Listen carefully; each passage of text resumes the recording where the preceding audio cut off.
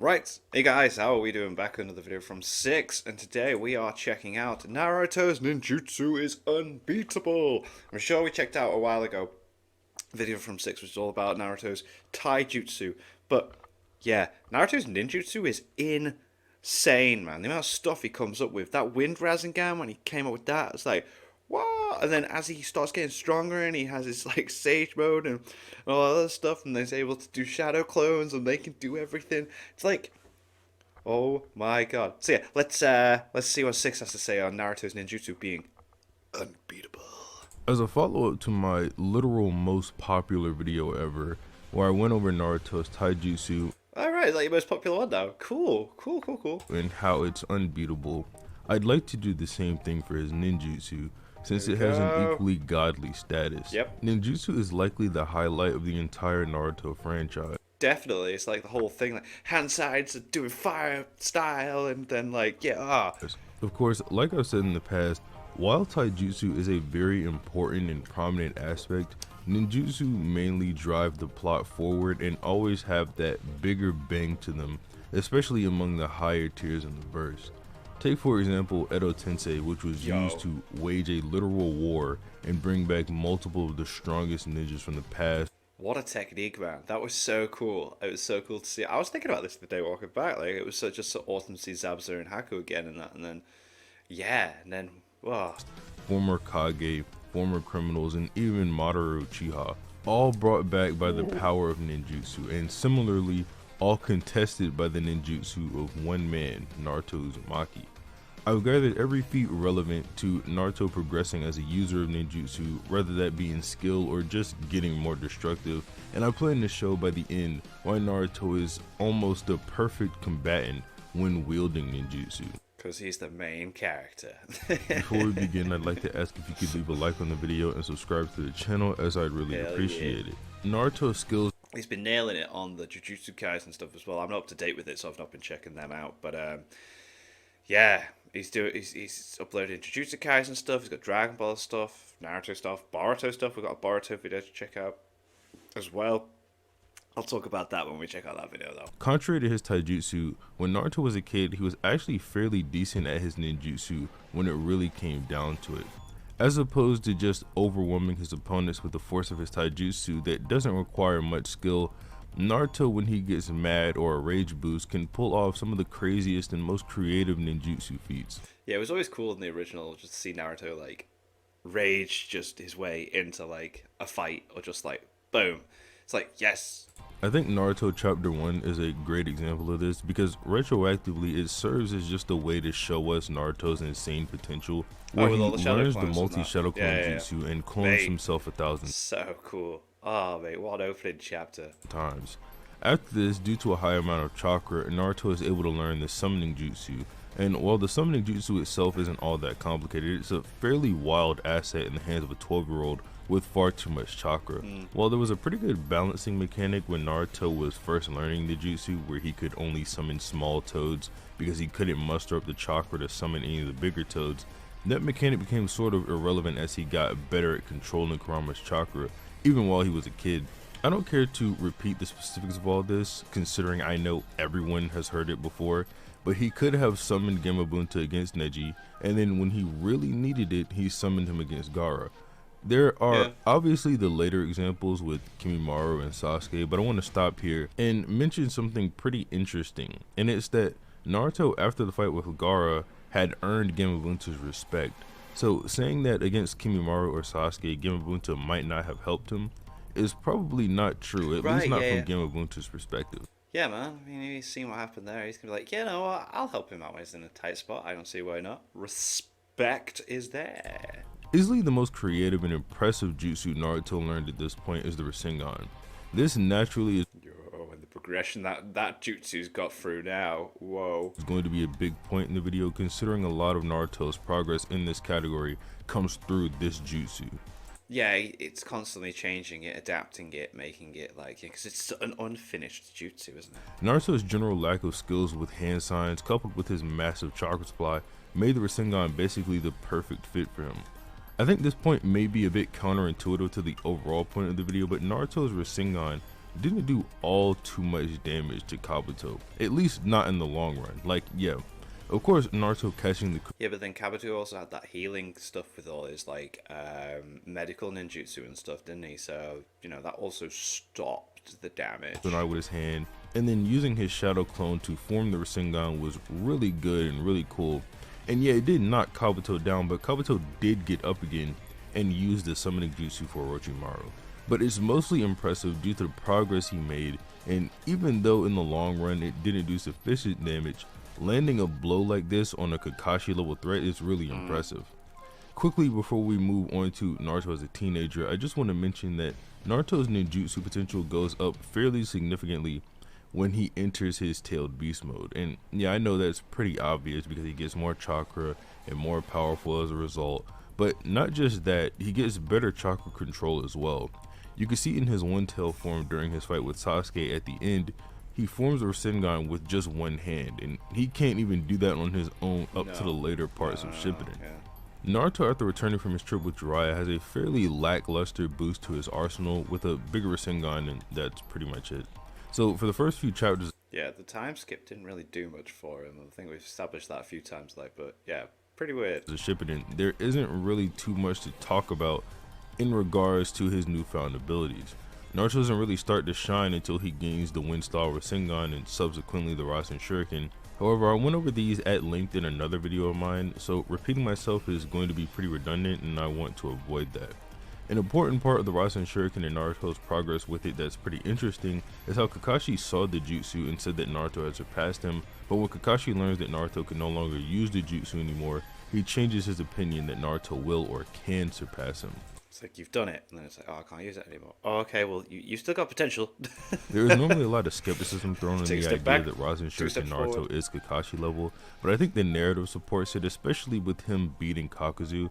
And I think this obvious change in Kakashi's opinion also means he was serious when he said earlier, and I've said this before and I'll say it again, when a character thinks something, it's probably the most genuine reaction a character can give, as they, with the exception of a few people, have no reason to lie to themselves in their own head. So Kakashi... Yeah, it's like an established thing, isn't it? It's like, if it's an internal thought, you can take that as fact. If it's spoken out loud, you gotta question it. She was being serious here. That's important for this next part because Kakashi, aside from Might Guy in the 8th Gate or Tsunade, is the ultimate shinobi in the Leaf Village. So for Naruto to jump up to Kakashi's level with an incomplete Rasen Shuriken is something to take note of when talking about his progress. Like, step up, yeah. Where Naruto starts to really blossom in terms of ninjutsu potential is Sage Mode, although he doesn't learn too many new ninjutsu here. Just how to better utilize an already decent arsenal of abilities, like throwing his Rasen Shuriken or the various taijutsu moves he uses when in this mode.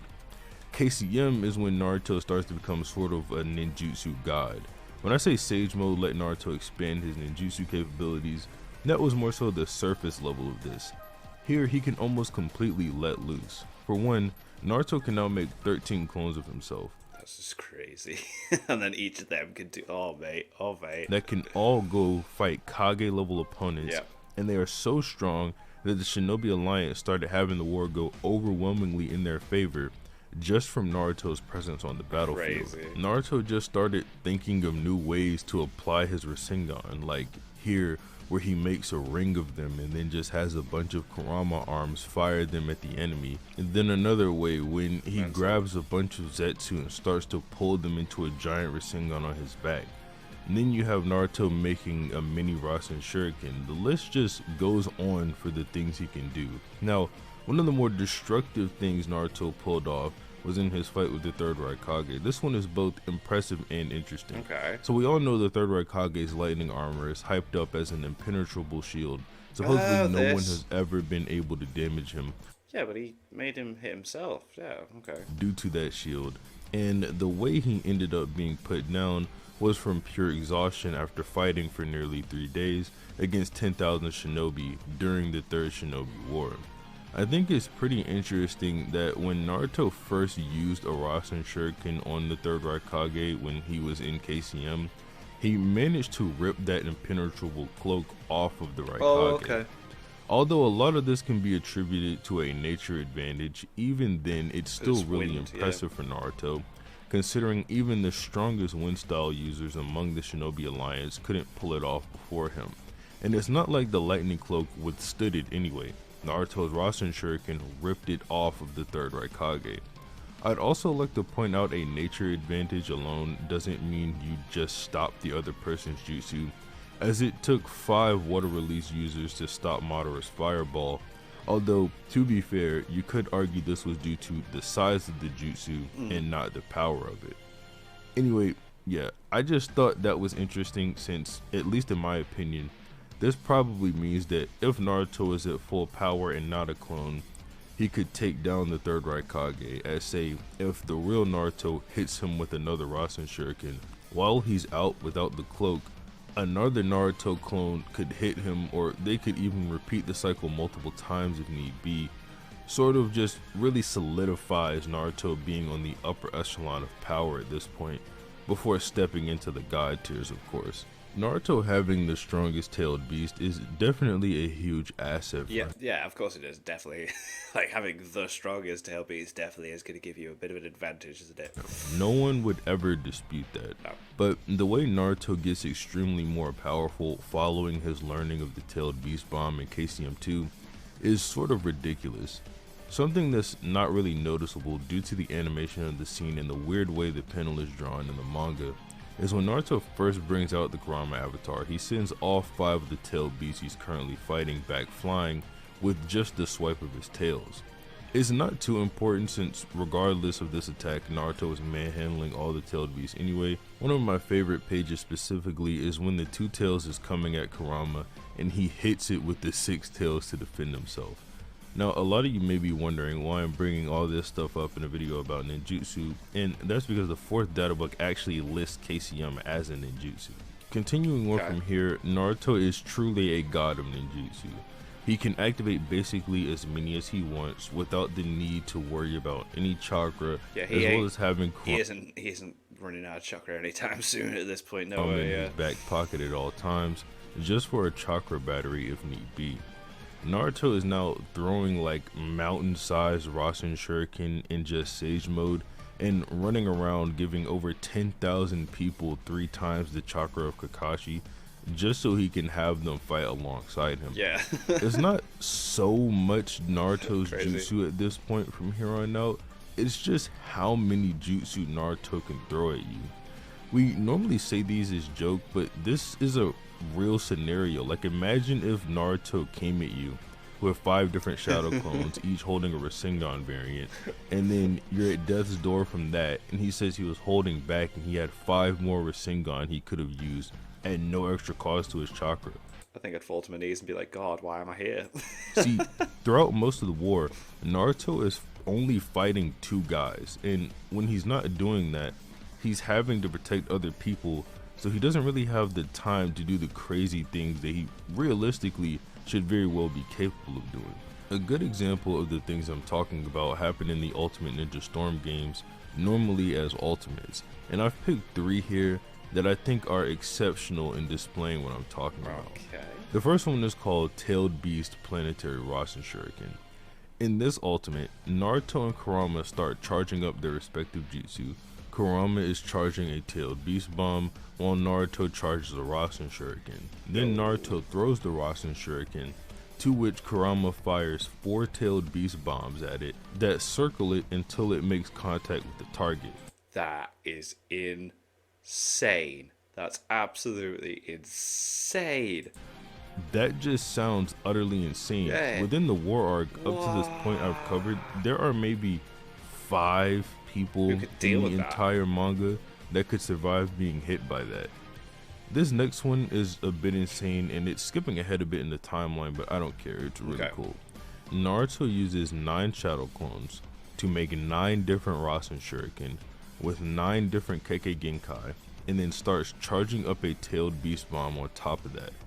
After launching the Rasen Shuriken at you, he fires not a Tailed Beast Bomb, but a Tailed Beast Laser, and makes them all explode while you have to just sit there and hope you survive. What? This last one I picked even though it's not only Naruto, because we all know Naruto is stronger with Sasuke. So They start out with Naruto forming a Rasen Shuriken, and then Sasuke lights it on fire with a Amaterasu. Cool.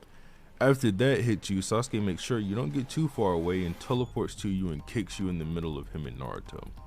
Then they start to have a competition on just who can hit you harder. And they hit you so hard that a Dragon Ball-like explosion happens where you can see it from outer space. See, these things sound ridiculous when you hear them, but they aren't all too different from what Naruto does in the main story at all. Yeah.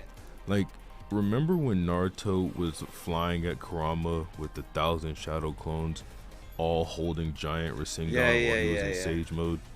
Remember when Naruto and all the tailed beasts jumped Madara? Or when Naruto and Minato put 2 Kuramas on the battlefield and the force of their Rasengan with Sage Chakra put into it almost broke a Truth Seeker orb? And Naruto has always pulled these kind of insane things off. They are especially insane when you consider how far the verse had come in terms of power output. Anyway, getting back to the manga, Naruto has pretty much peaked here in terms of ninjutsu capabilities. He gained the Kekkei Genkai of the tailed beast he got the chakra of, but he doesn't ever really make use of that, even in situations that it would be great to use in. Even going into Boruto, he doesn't really learn that much of anything at all, and even if he did, it would just get absorbed by some Otsutsuki, so there's no real way for him to even show his progress there. And spoiler warning, but now he's sealed away, and we don't really even know if we're going to see him again. Yeah. Regardless of if this is the last time we see Naruto, he's never going to get those higher levels of power again. He's not going to get another Baryon mode, and he's not going to get another 6-path Sage mode.